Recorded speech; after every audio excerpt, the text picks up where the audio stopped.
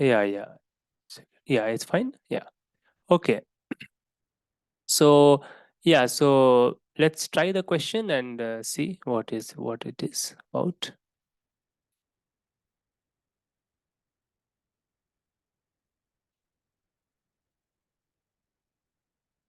Okay. So this is a Galva extension.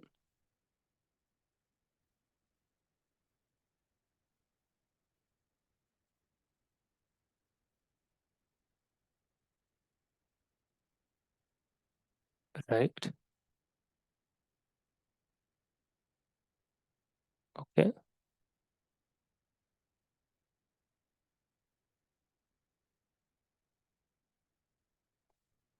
Mm.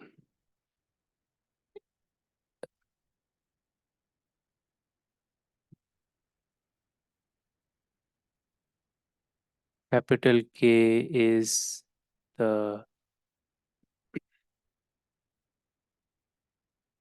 splitting field of sorry, what did you say? Of a degree n. Ah,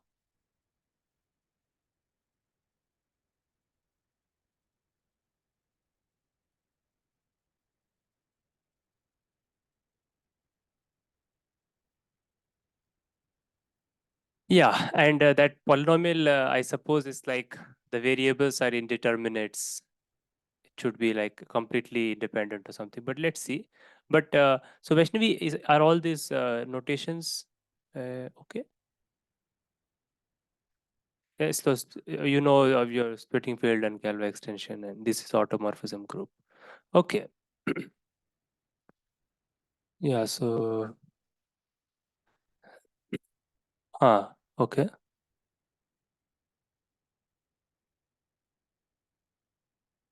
Assumed meaning assumed to be true, or you assumed n is greater. Ah, okay. Okay. Assume the result for n greater than equal to 5. Okay. Sorry. Yeah.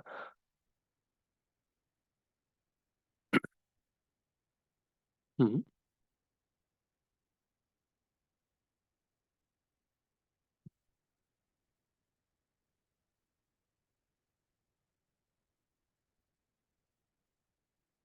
Right. Yeah. There exists uh, h.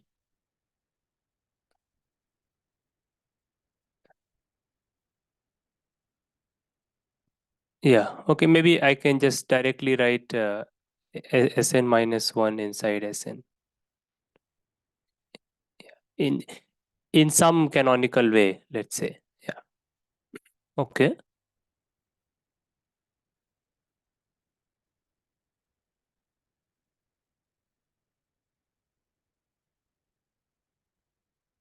Right. So how should I write it? A.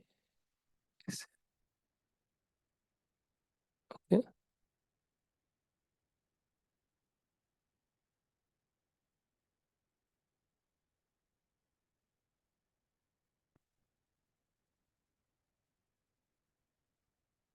Right. So yeah. So K over this is Galva. Yeah. So Mahima, can you just state the lemma which you are using here? Maybe if just. Mhm,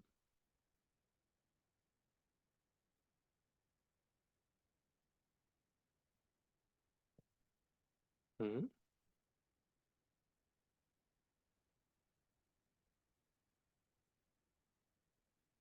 Right. Yeah. So this is a standard fact, but just to state it, so we are using that here. So we are using it for L equal to this. All right. Okay.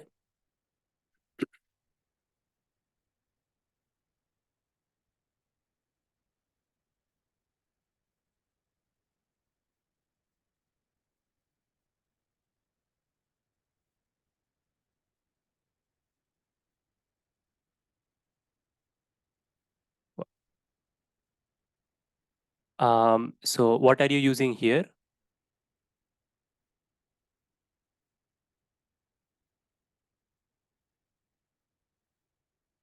Uh,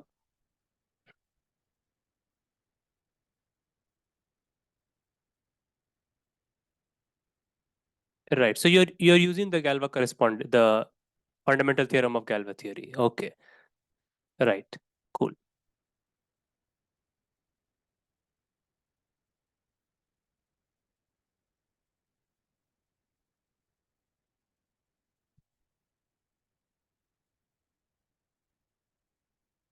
Hmm. Right. So,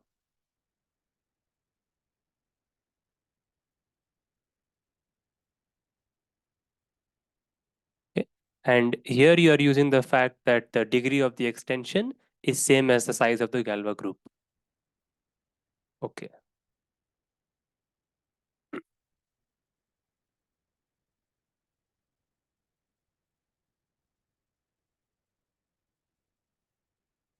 Okay.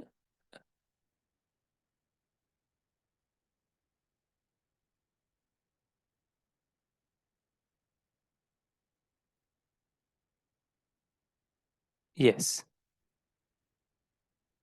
Yeah. So that is you're using the multiplicativity of the extension by I should say multiplicativity of the degree.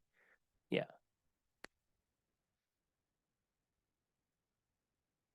Is equal to n.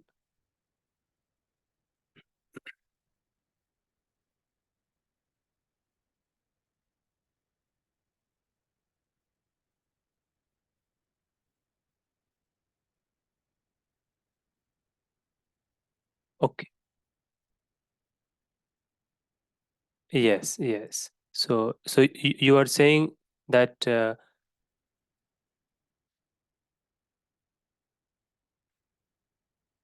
over k is separable.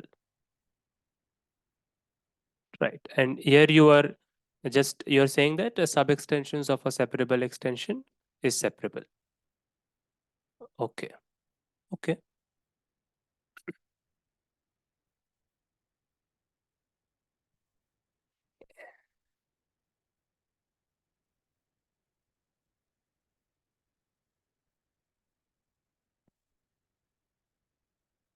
Yes. So my question is that if you're using the primitive element theorem here, I'm sure there's something wrong in what I'm going to say because it's not going to be so easy. But still, I was thinking that why can't you use the primitive element theorem right at the beginning? The degree of the polynomial is a problem, or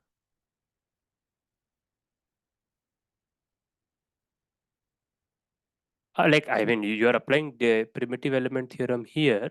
So why not? What happens if you apply the primitive element theorem right at the beginning? I mean, it will. I know it will not work, but let's just analyze it a little bit, okay, and then come back, okay? So because I think because I am not refreshed with the primitive element theorems and so on, so I'll just want your help here. So just can you state the primitive element theorem abstractly once, so that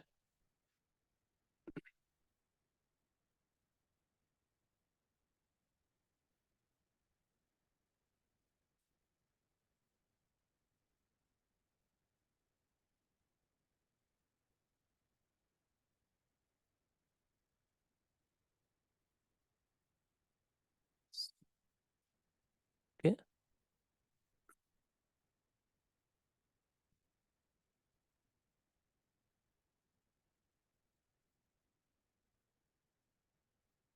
Hmm?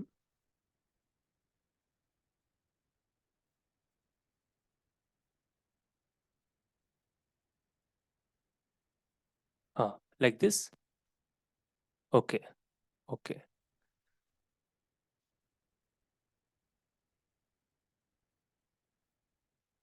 right. And here, what will be the okay? Now, if also, I'm just trying to get to the problem that would happen if you apply at the beginning. If also k is normal, then what can we say about the degree of the minimal polynomial of alpha over k.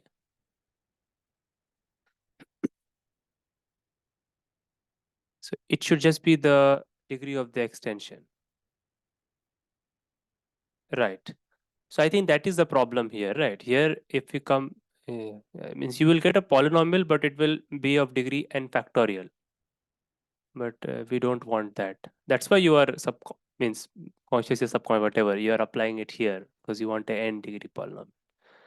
Okay, right. Okay, so let's keep going. So by primitive element theorem, there exists alpha such that k Sn minus 1 is equal to k at joint alpha. Okay, all right. All right.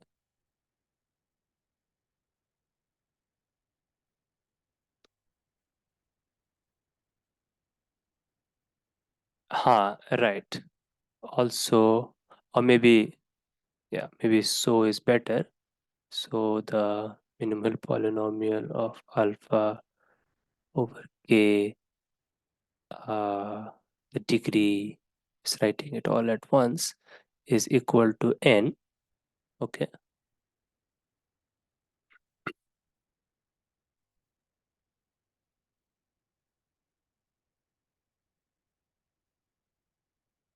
Yes, that was the, yeah, it's not normal. Maybe I'll write that on the next board. Yeah. But maybe wait. So let me just, because, yeah, okay. Or wait, let's just leave it like that. Yeah. So yeah, so continue please.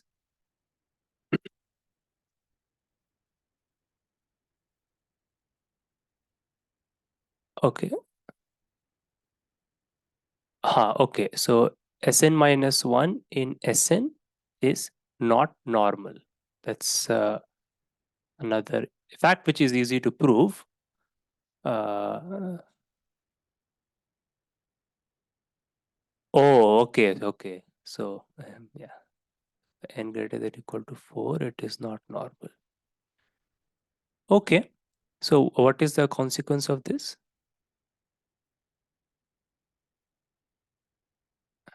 K of alpha. Okay. Is not normal, right?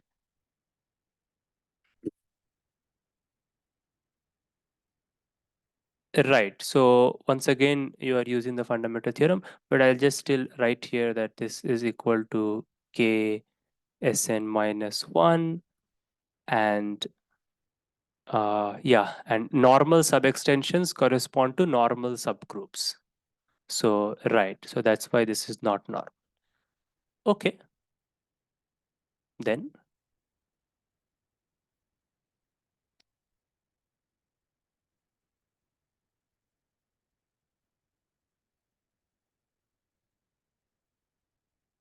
okay, so let the minimal polynomial of alpha be equal to f. Okay, so f alpha is 0. Right, so let's write f actually. Maybe.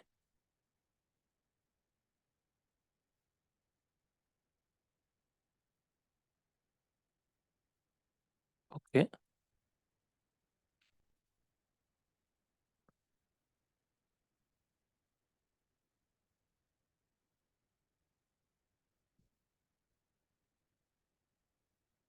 right. So alpha is in that big capital K that we started with, and f splits in K. Okay, because it's a normal extension. So everything, yeah.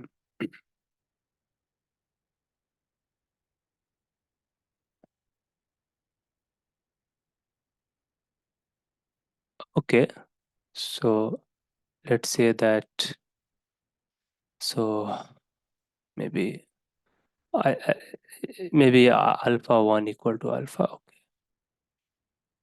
So these are the roots, and these are distinct because we have a separable extension. Okay.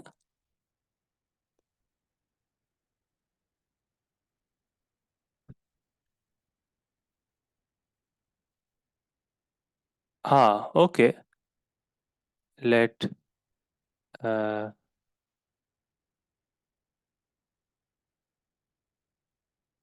this be the splitting field of F. Okay.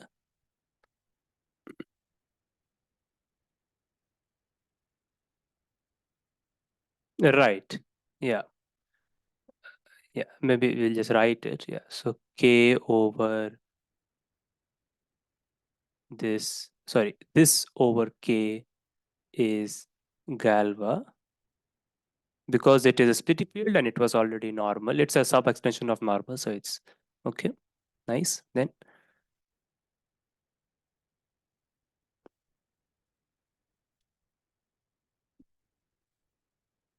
yeah. Strictly, right. Strictly greater than, right. So let's just write it. Uh, I'll just write with the fray also.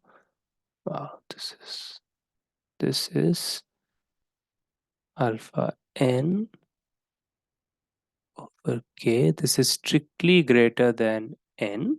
Okay. You want to Mhm. No, no. I think yeah. You want to show that the degree is n factorial or something. Okay. Yeah. Please continue. Yes.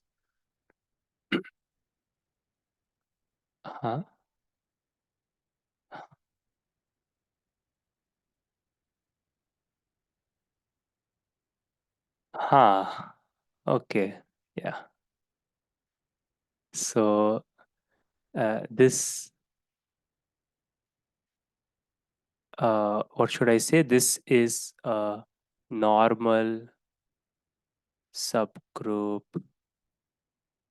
of this is a normal subgroup of should I write Sn? Is it okay? So okay, try. Yeah, but just to say so again, once again we are using just that if you have a sub extension which is normal, then the subgroup corresponding to it, which is this, is going to be normal. Okay. Oh wait. Sorry, I have a question. Is this supposed to be normal or is k over this supposed to be normal? I am not. Yeah, yeah. Vaishnavi, is that right? Yeah, because this is supposed to be normal, right? The so so no, but let's see that. Let's not let me not skip the point, right? So because like we just go back, we just okay, I erase the statement, but yeah, I know that it's supposed clear, but still. So uh, this thing, and now right. So if L is normal, then the subgroup corresponding to L is normal. But what is the subgroup corresponding to it? It is this K over L. Means all the things which fix L. This will be a subgroup of uh, K over K. And this is normal. The question of normality can be asked for this only in the general situation. So, okay. Yeah. All right. Cool.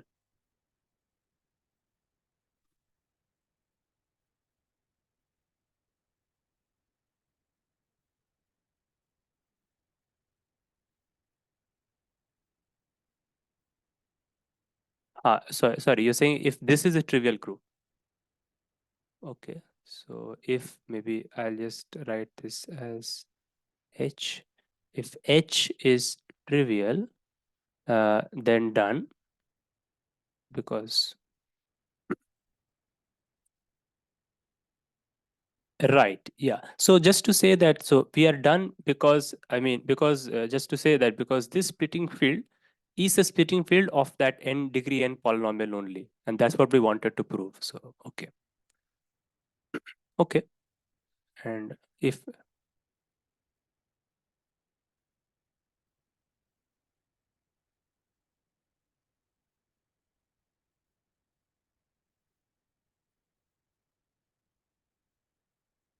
yeah. So if not, then H is not equal to, or maybe H is proper subgroup of Sn. So now An will enter into picture or, okay. Yes.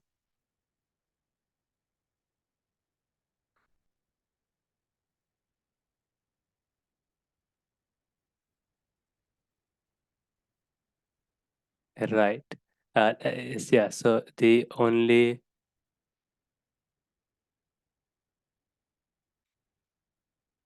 okay. Uh, yeah. So I mean, I suppose it's clear, but maybe you can explain this to us in detail at the end, right? Yeah. I would like you to, yeah. But let's assume it for the time being as a maybe black box. Yeah. The only normal extension, no, the only normal subgroup, yeah, of Sn is, ah, right. An, right, is An and the trivial group, because an is simple. Okay, yeah, let's assume this.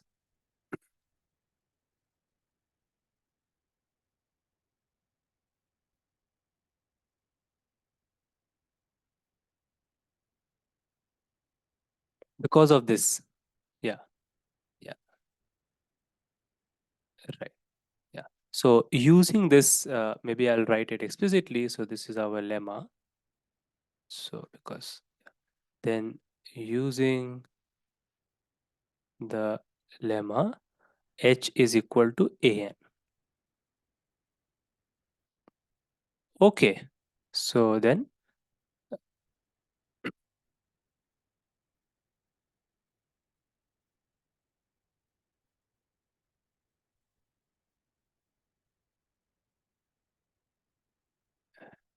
right, okay, so H equal to An implies that the degree of, sorry, degree of what will be n factorial by 2?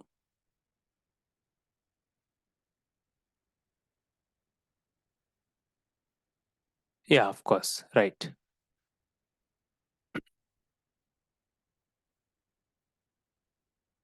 This will be n factorial by 2. Yeah, okay. Yes, but I'm a bit confused. Yeah, why is that?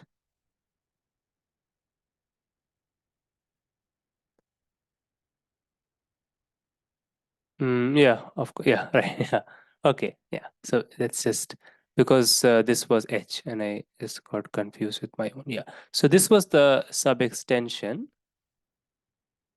and not sub extension. We said that, yeah, we said that this is equal to an, and so then of course this is the ah, okay, okay, yeah, right. So the Galva group of this is equal to this, and so the Galva group of this, the size is equal to this, and so the degree of the extension is this. Okay.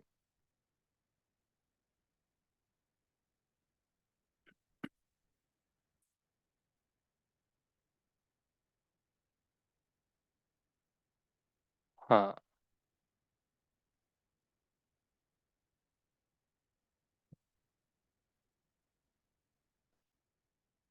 Because n was, yeah, right.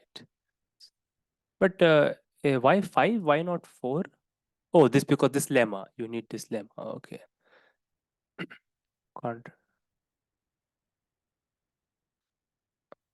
Ah, right.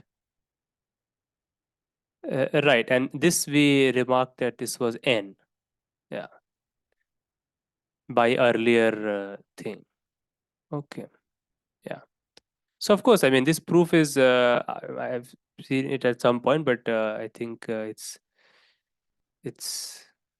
yeah, it was a bit beautiful, of course, but yeah, it's a bit like all the things are being used. So yes, okay, yeah, nice. Vaishnavi, do you have any questions apart from this lemma, which we will see? Yeah, just let's just take a minute and just yeah, check the just think about this.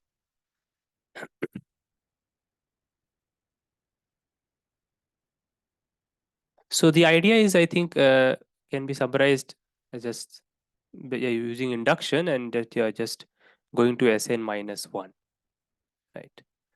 Yeah. To use induction, you go to Sn minus one, and yeah, basically. So intuitively, can you give us some intuition like this? What is this polynomial? So when you do, so it's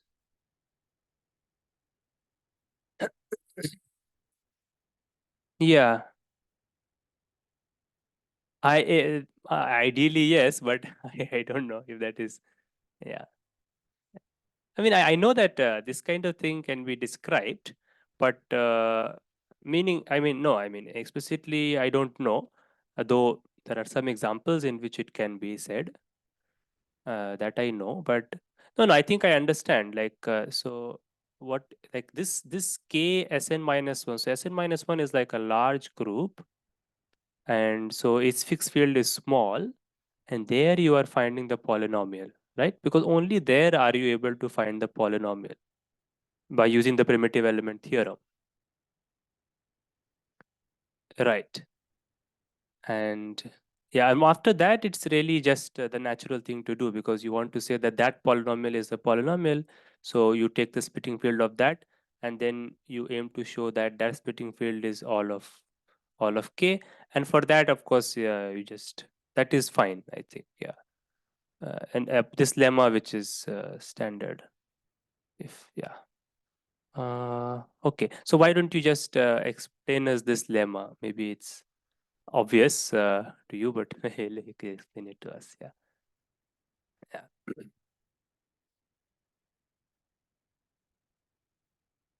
Uh-huh. N.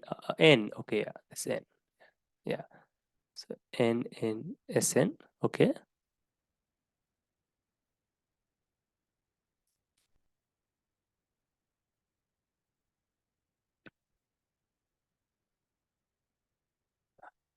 Right.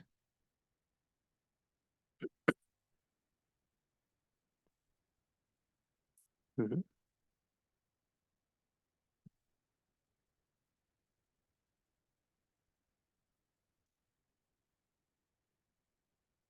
Yes. Yeah. So it's either equal to A. Right. And this implies that N is either An or okay. So the intersection is trivial.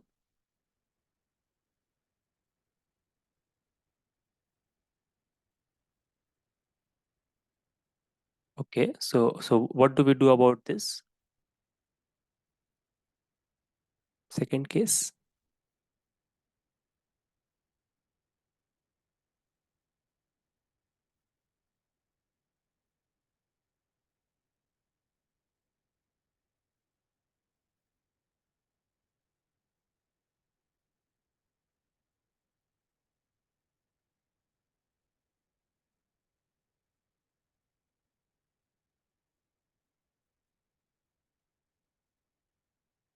Uh-huh. Oh yeah, second isomorphism theorem, right? I don't. So it should be something like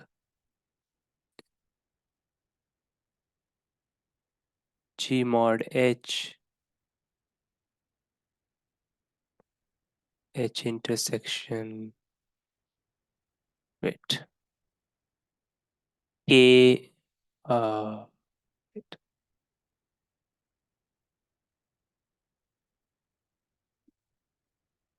Yeah, but what is it that we want to prove?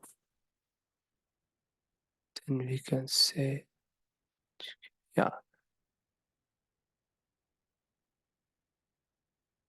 yeah, but let's try to prove this. So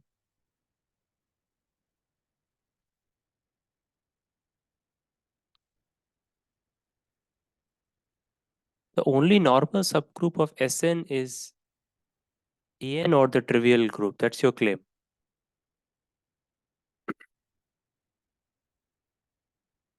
Okay, yeah. R. Okay, okay. Let's just try to prove it once. I know it's like a technical result at this in this conversation. This is like a technical result, but still okay. I don't think it should be very hard. So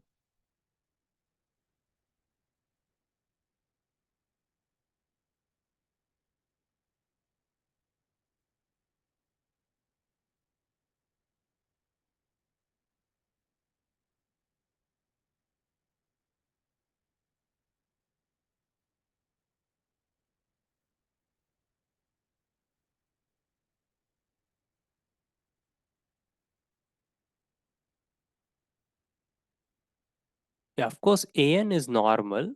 That is also true. Uh, so conjugates of An are An.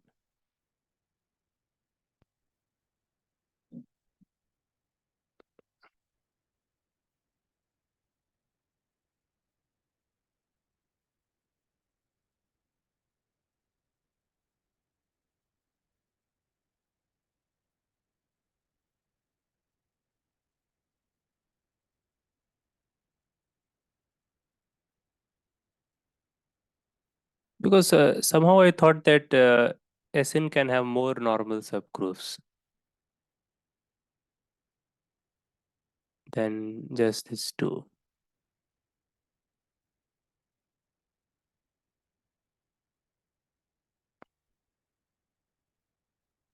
No, so okay, but what happens if I take S5 and I take 1, 2, right? And then if I take the normal subgroup generated by this, what do I get?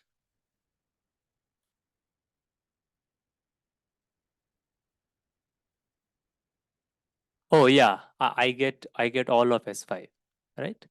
Yes, right. So normal subgroup generated by any this thing is actually equal to S5. Yeah, this is fine because you have all the conjugates, so you get all the transpositions. Okay, so that's not a contradiction. Sorry. Second isomorphism. So how would you apply the second isomorphism theorem? Let's see. Because if this is equal to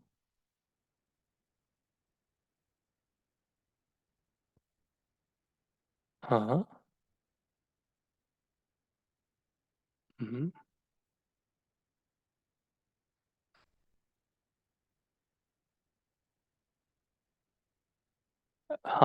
Right. Hmm. So yes, that might be the way. So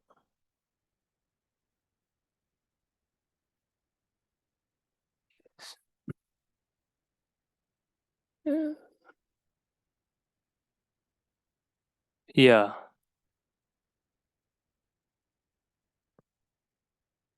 odd number of. Why do you say odd number of cycles?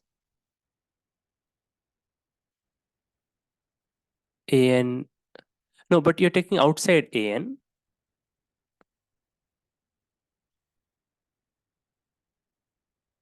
Uh-huh.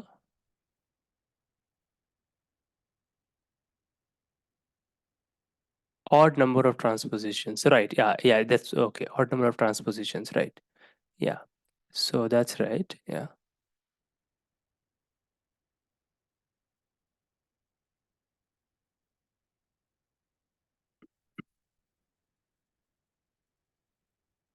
Yes.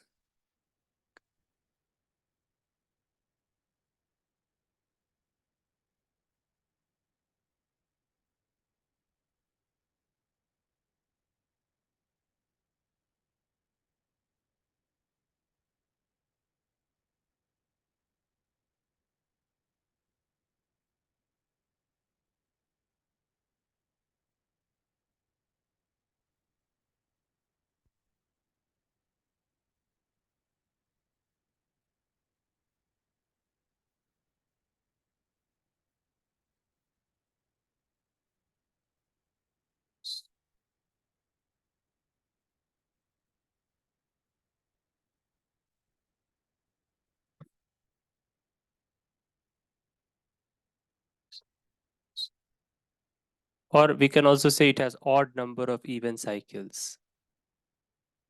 But yeah, that is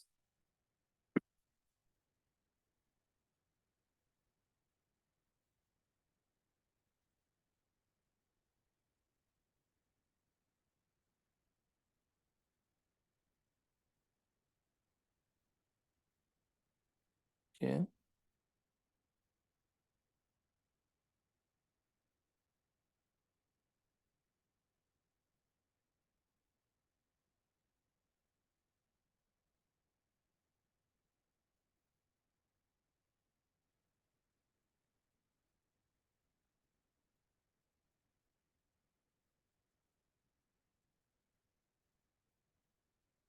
Yeah, so it's something like this, right? The isomorphism, second isomorphism theorem.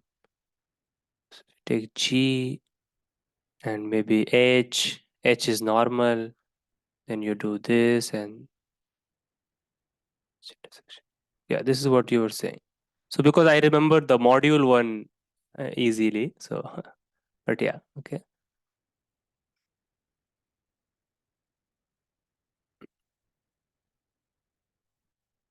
So how to use this? So if your G,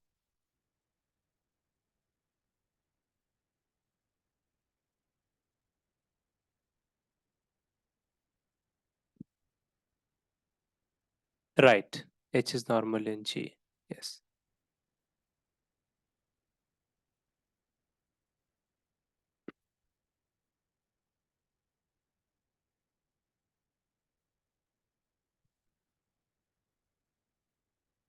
Yeah, maybe I am making some mistake. Yeah, we don't need. Uh,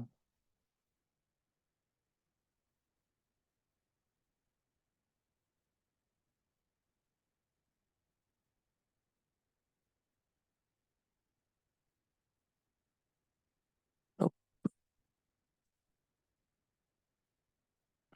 write it again.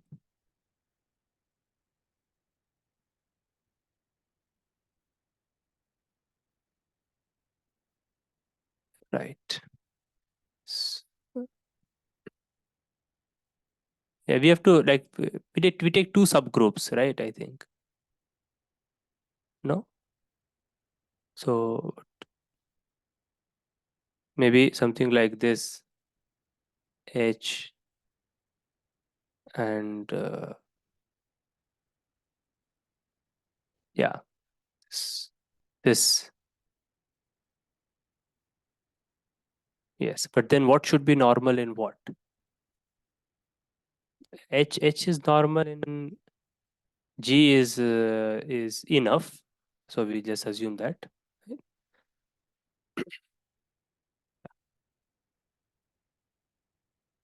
Yeah. So how do you use this? So here N and AN.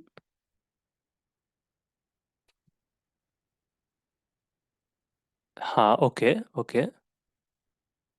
And N to be H. Okay. So then this is n,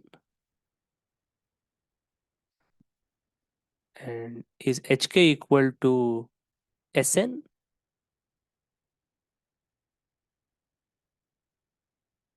Yeah, because it's going to be larger because of this intersection condition, I think.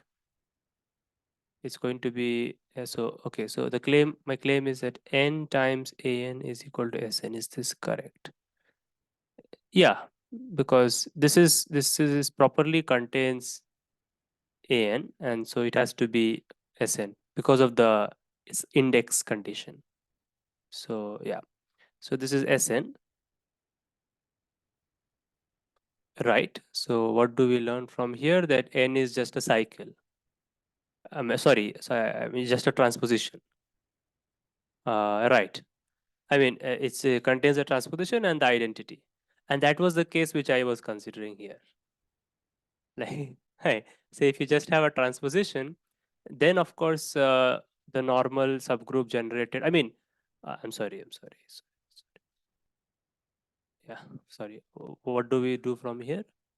Let's just write it on next board. So we have that Sn by n is equal to is isomorphic to an. Yes, and this is a contradiction because this means that size of n is 2 and we cannot have a size 2 normal subgroup, right? This is a contradiction since n is normal, right? We cannot have a size 2 normal subgroup, right? Vaishnavi, is that okay, this fact? Because because if you conjugate you get other cycles. Yeah, in fact it will. Yeah, yeah, anyways, let's not get there. So I think, yeah, that resolves it, but maybe there are other proofs also. Yeah, so second isomorphism theorem, yeah, I mean, knowing it abstractly is important here because otherwise I would have not, like, if you would not told me second isomorphism theorem, I think I would have not tried to use it. But anyways, it's okay.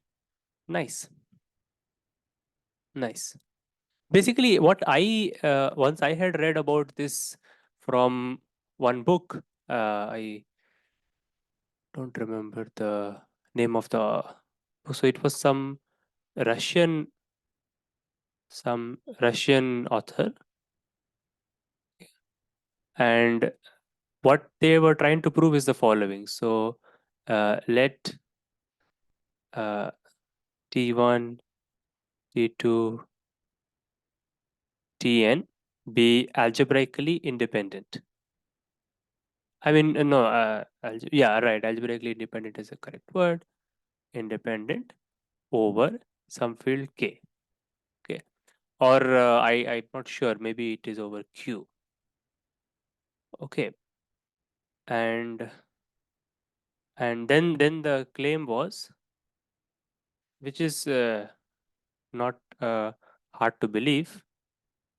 The claim was that that if we take this, right, and this is just a fraction field, right, the fraction field of the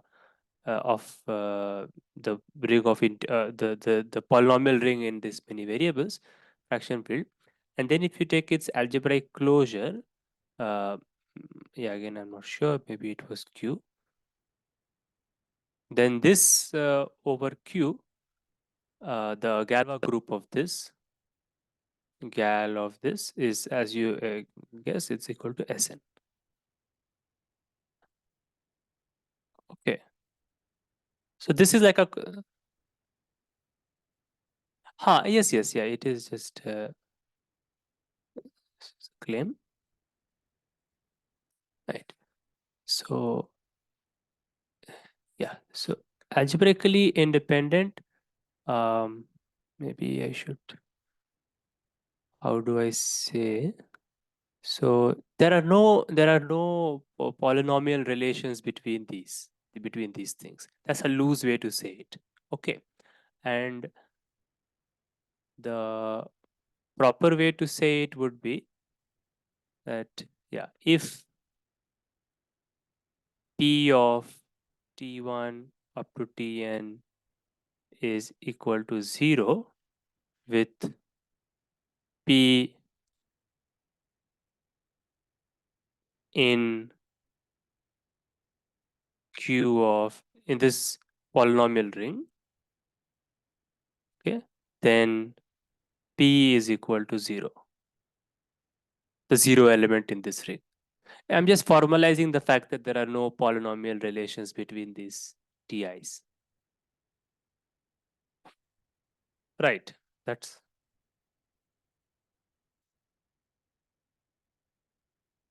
if, yeah, not zero set, if it is a zero of some n variable polynomial.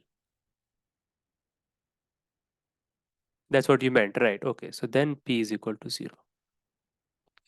Or you can just say that the polynomial ring. I mean, there are other ways to say it, but yeah, maybe we just right say this. Okay, yeah. So this is algebraically independent, and in that case, you get this. So I think this is one of the examples. So I think maybe yeah, I should find a reference before asking you to prove. But if you find you can find a reference and try to yeah prove it or try to read. Why I'm asking you to look at this, because of two things. Okay, of course, because I don't remember the proof and I would like to know it. I mean, and maybe yeah. But anyways, but the key, one of the key things is this, that in that book like in the preceding sections, or building up to, the point is that they kind of describe this ring, uh, sorry, this field is also a ring, of course. They describe this field very explicitly. Okay, so usually what happens when we learn about algebraic closures, you've read Galois theory, then you would know how algebraic closure is constructed, right? But then it's quite abstract, right? They just say that you introduce some variables, as many as the number of polynomials in the original setup. You'd consider yeah, and then you sort of quotient by some relations, whatnot, right? And then you repeat that, and you take some countable union, and just some abstract set theory gives you the algebraic closure. But it doesn't have any explicit description, right? But here, using the concepts of Laurent expansion, which you may see in complex analysis, like negative uh, power series. Okay, power series with negative terms. Using those concepts, they actually explicitly describe the algebraic closure. Okay, and that they apply here. So it's very nice. Okay, and it's nice for other reasons, but maybe I will not get into that right now. And one more reason which I can say at the moment is this is an example of what is called an inverse Galois problem, which uh, I think Mahima, you may have heard of this. I don't know. Yeah, this is an inverse Galois problem. And why? Because you are taking a group, right? But that's not it. You're taking a group and you're also taking the base field cubic Q, which is number theoretically interesting to number theorists. Or it's a concrete field. I mean, otherwise you can just cook up any field and get that group, right? That's not a that may be easier. Although I'm not no, don't know about this, but with over Q, people ask a question. Okay, is there a Galois extension over Q with this given Galois group? Okay, the inverse problem, right? The opposite problem, but we ask it over Q because that's where the things are interesting, maybe. And this inverse Galois theory, this is like a prototypical, or maybe the simplest example, I should say, not prototypical, is the simplest example, or maybe also the prototypical example of a positive solution to the inverse Galois problem. And people have written books on this subject, and very prominent people. I think Serre has a book on inverse Galois problems or inverse Galois theory. Serre, so I mean, he's of course very serious mathematician. So I mean, when he writes a subject, it's not because it's some niche to that particular field, but it's because it connects to a lot of other things in mathematics also.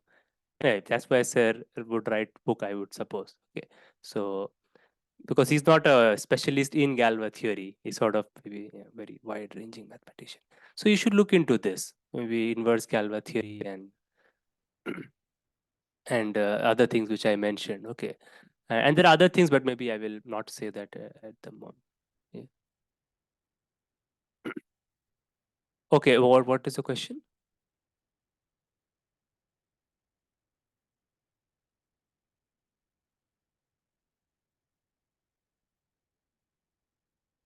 Oh, so I am also now I can also see the future.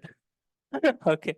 I yeah, I don't I mean, okay, so then this is the thing, and then you can try to prove it. So I've given you the extension. Now you can try to prove that this is equal to Sn. So you see algebraic closure of this, and you would expect it, right? It is algebraically independent. So it's like even if you so basically the thing is that you want this to be n factorial. So even if yeah, I mean the I think it's not difficult to prove because if you try to look at the automorphisms, like you can send T1 anywhere and something like that, right? And you can when you send T1 anywhere to create an automorphism, you can send T2 anywhere because they are algebraically independent. That's the I it will certainly work for characteristic zero, I think. But other the problem is other you don't know if it will be separable. That will be the problem.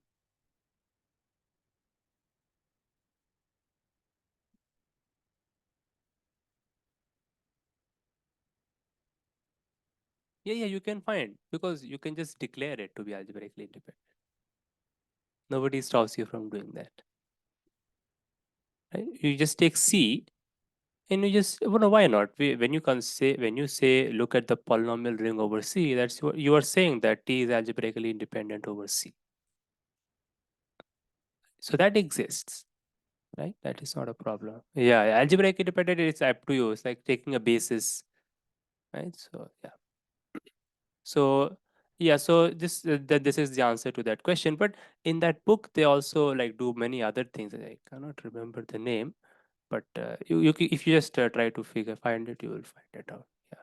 So the name of the book is Galois Theory, some Russian author. But okay, fine. Yeah. But look at this inverse Galois problems and what there are in this, and maybe you should tell me next time if you look at it. Okay. Yeah. So by the way, which book are you following? Any book or is it part of a course or?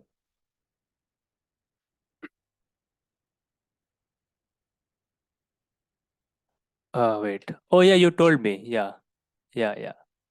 Okay, last time you basic algebra. Okay, that's fine. Yeah, yeah, yeah. This is certainly if this is a problem, then this is certainly a big. Yeah.